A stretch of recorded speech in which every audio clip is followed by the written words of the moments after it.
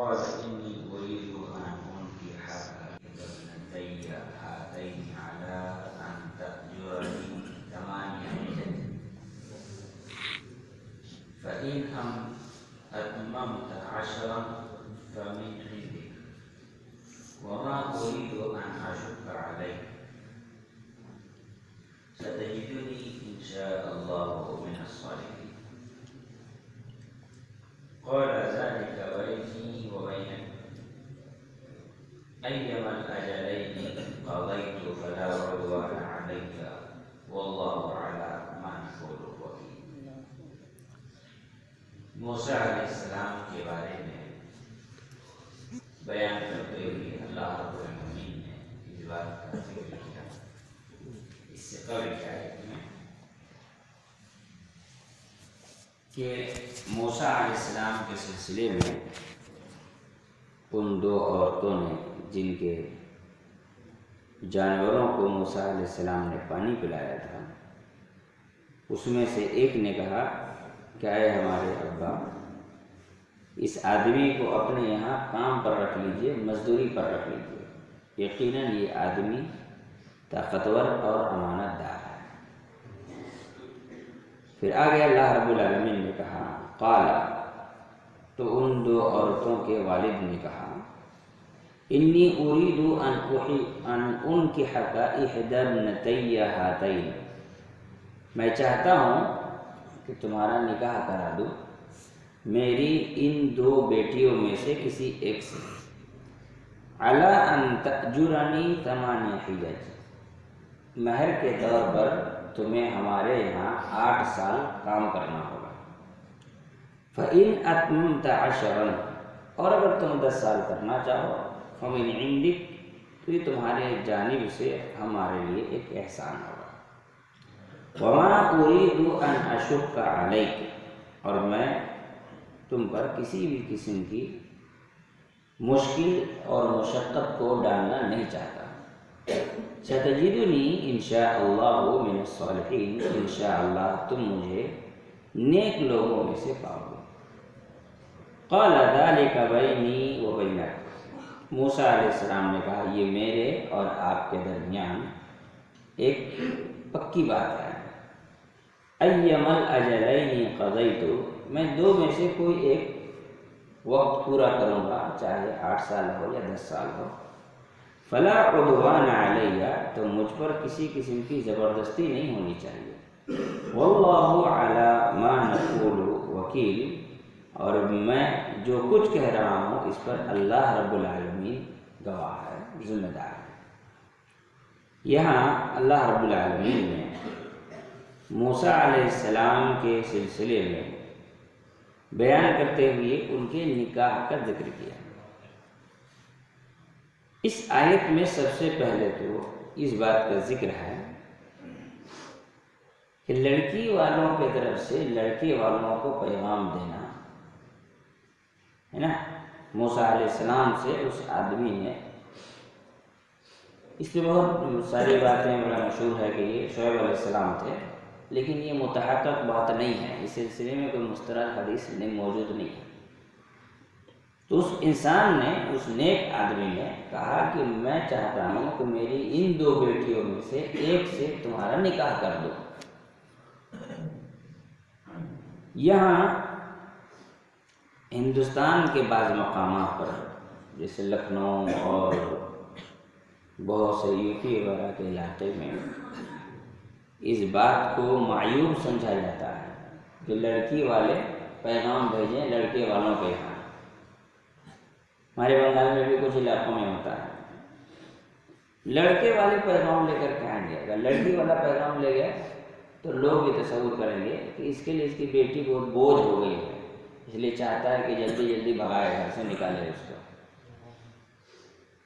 تو قرآن کی یہ آیت بتلاتی ہے کہ لڑکی والوں کی طرف سے پیغام لے جانا بالکل جائز ہے، اس میں کوئی دقت نہیں ہے۔ اچھا، یہاں پر ایک بات اور ہے کہ بہار کے کچھ حصوں میں اس کا بالکل الٹا ہے، یہ رسم و رواج کس طرح سے انسان کو گھیر لیتے ہیں، اس کو سمجھیے کہ لڑکے والے اگر پیغام لے گئے تو لوگ اس کو برا مان جاتے ہیں، اب سوچیے ایک لڑکے کو پکڑ کے کچھ لوگوں نے اس لیے پیٹ دیا تو پیغام لے کے لڑکی والوں کے گھر پہنچ گیا. کیوں کہ تمہاری ہمت تو ہمارے گھر پیغام لے کے آئے، اس کا مطلب تمہاری نیت گندی ہے. بھائی شادی ہی کرنے کی نیت سے آیا، بھگانے کی نیت سے تھوڑی آیا. یہ کون سی بات ہے کہ تم ہمارے گھر پیغام کیوں لے کر کے آئے؟ یہاں یہ بھی ہے کہ لڑکی کا والد لڑکے سے ڈائریکٹ بات کر رہا ہے. آج کے اس ترقی یافتہ دور میں بھی لڑکی والے لڑکے سے ڈائریکٹ بات نہیں کریں گے. کیا کہیں گے؟ تمہارے باپ کو بھیج، اس سے بات کریں گے، ہے نا. لڑکے سے بات نہیں کریں گے، تم اپنے پیرنٹس کو بھیجو، تمہارے ابا کو بھیجو. گھر میں ماں باپ نہیں بے حیا آ گئے خود منہ اٹھا کے بات کرنے کے لیے. یہ سماج کی ایسی بندشیں ہیں جو شریعت میں ہیں ہی نہیں، ہم لوگوں نے خود سے گڑھ لیا، خود بنا لی، خود ساختہ اصول ضابطہ ہمارے اپنی زندگی کا اپنا. اور یہ سارے اصول اور ضابطے ایسے ہیں جن کو ہم قرآن و حدیث کے ضابطے سے زیادہ اہمیت دیتے ہیں. یہاں یہ بھی دیکھنے کی چیز ہے کہ موسیٰ علیہ السلام کے والد کون ہیں، والدہ کون ہیں، کہاں کے رہنے والے ہیں. بھئی یہ ایک ایسا آدمی ہے، دیکھیے ایک ایسا آدمی، سماجی اعتبار سے آدمی سوچو، ایک ایسا آدمی ہے جس کو پورے قوم کے لوگ مارنے کے لیے پیچھے پیچھے بھاگ رہے ہیں. بیچارہ جان چھڑا کر کے کسی طرح سے آیا ہوا، ان سے کہہ رہے کہ تمہاری اچھائیوں کو دیکھ کر، تمہاری نیکیوں کو دیکھ کر میں بڑا خوش ہوا، میں چاہتا ہوں کہ تم میری بیٹی سے نکاح کرو. دین کی بنیاد پر، ان کے اخلاق اور ان کے کردار کی بنیاد پر. فیملی بیک اپ کچھ نہیں، فیملی بیک گراؤنڈ کچھ نہیں. ایک مظلوم قوم کا بیٹا، بنی اسرائیل مظلوم، فرعون مار رہا ہے، پیٹ رہا ہے، کاٹ رہا ہے، بچہ پیدا ہوتا ہے قتل کر دیا جا رہا ہے. لیکن یہاں پر نکاح کا بنیاد کیا ہے؟ اس کے اخلاق، اس کے کردار. یہ آج کی تاریخ میں ساری چیزیں کتابی ہیں. کتابیں لکھنے بہت اچھی چیز ہے، لکھنے کے لیے، بولنے کے لیے، تقریروں میں، درس کے لیے ٹھیک ہے. یہ ساری چیزیں عمل کے لیے ساری چیزیں نہیں ہیں. یہ شاید مہدی علیہ السلام آئیں گے تبھی یہ ساری چیزوں پر عمل ہوگا، ورنہ آدمی کتنا بھی نیک بنے، جب اپنے گھر کی باری آتی ہے تو وہ سب بھول جاتا ہے. پھر وہ خاندان دیکھو، برادری دیکھو، ماں باپ دیکھو، فیملی بیک اپ دیکھو، کمائی دھندا دیکھو، دنیا بھر کی چیزیں ہیں جس سے کوئی چھٹکارا نہیں ہے کسی بھی صورت میں. کتنا بھی انسان نیک ہو لیکن یہ ساری چیزیں نہیں نظر آتی ہیں.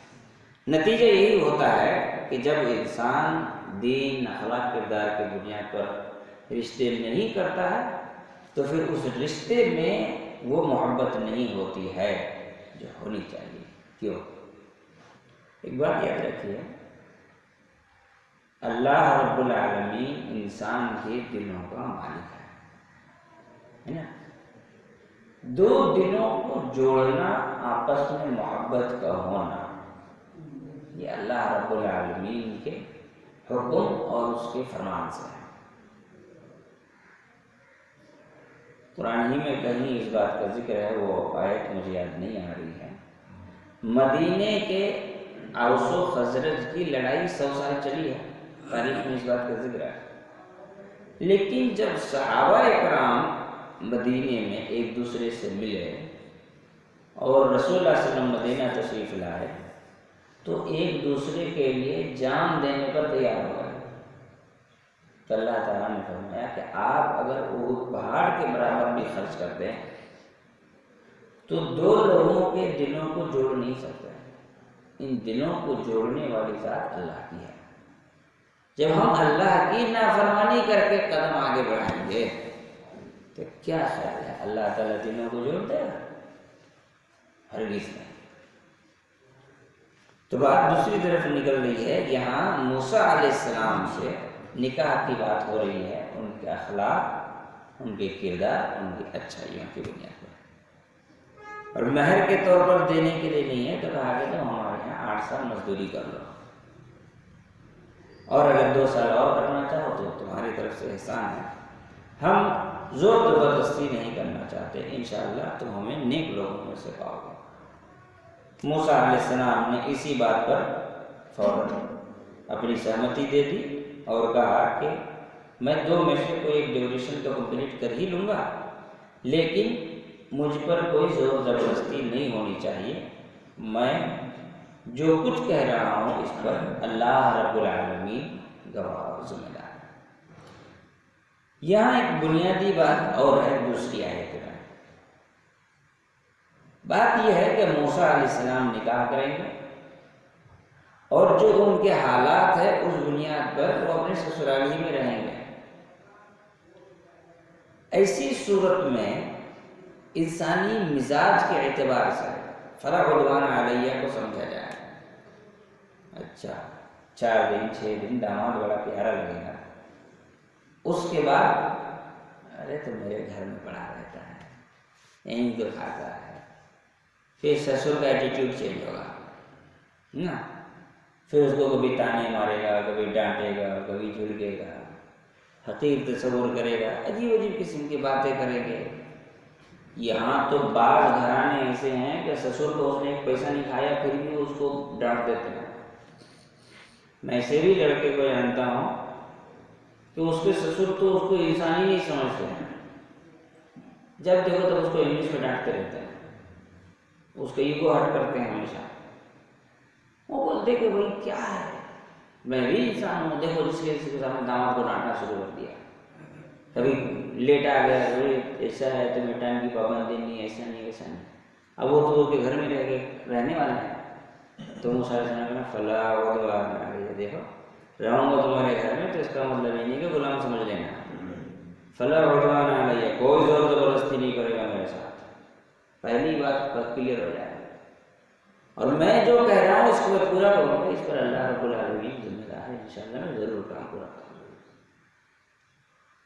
ایک بات ہمیشہ انسان کو یاد رکھنا چاہیے، سماج میں اچھائیاں تب تک قائم ہیں جب ایک آدمی کسی پر ایک لمٹ تک حق جتائے، تبھی سماج ٹھیک ہے۔ جب لمٹ سے زیادہ آدمی حق جتانا شروع کرے گا نا تو ساری خرابیاں وہیں سے شروع ہوتی ہیں، چاہے کوئی بھی رشتہ ہو، چاہے کوئی بھی رشتہ کیوں نہ ہو، باپ بیٹے کا ہی رشتہ کیوں نہ ہو۔ میں اس لیے باپ بیٹے کا نام لے رہا ہوں، بتا رہا ہوں۔ ایسے بھی لڑکوں کو جانتا ہوں جو لمٹ کراس کر دیتے ہیں حق جتانے میں اپنے باپ کو، اب اس کو سب کچھ باپ کو اسی کو چاہیے، اس کو بولے بھائی کتنا کما کے تمہارا باپ کھلائے گا تم کو، اتنے دن تو کما کے کھلائے گا نہیں، میں پیدا کیا کیا تھا، میں جی کم وقت لگتا۔ وہی باپ کا معاملہ بھی کہیں کی الٹا ہوتا ہے، جیسے میں نے اس اتوار کو میراث والے مسئلے میں اس کی تفصیل بیان کی تھی کہ کس طرح سے باپ کے ساتھ بھی بچوں کا معاملہ ہوتا ہے۔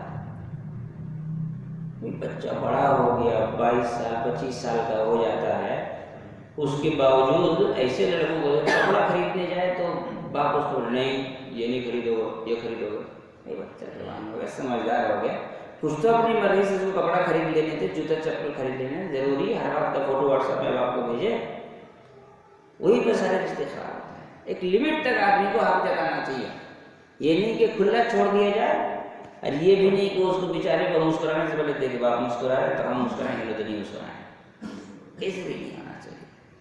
اللہ رب العالمین انسان کو دنیا میں بھیجا ہے تو سب کو سمجھنے کے الگ الگ طریقے اور الگ الگ دماغ دیا ہے، اس کے بھی استعمال کی پرمیشن انسان کو ہونی چاہیے۔ اللہ تعالی ہم تمام لوگوں کو سمجھ کی توفیق عطا فرمائے۔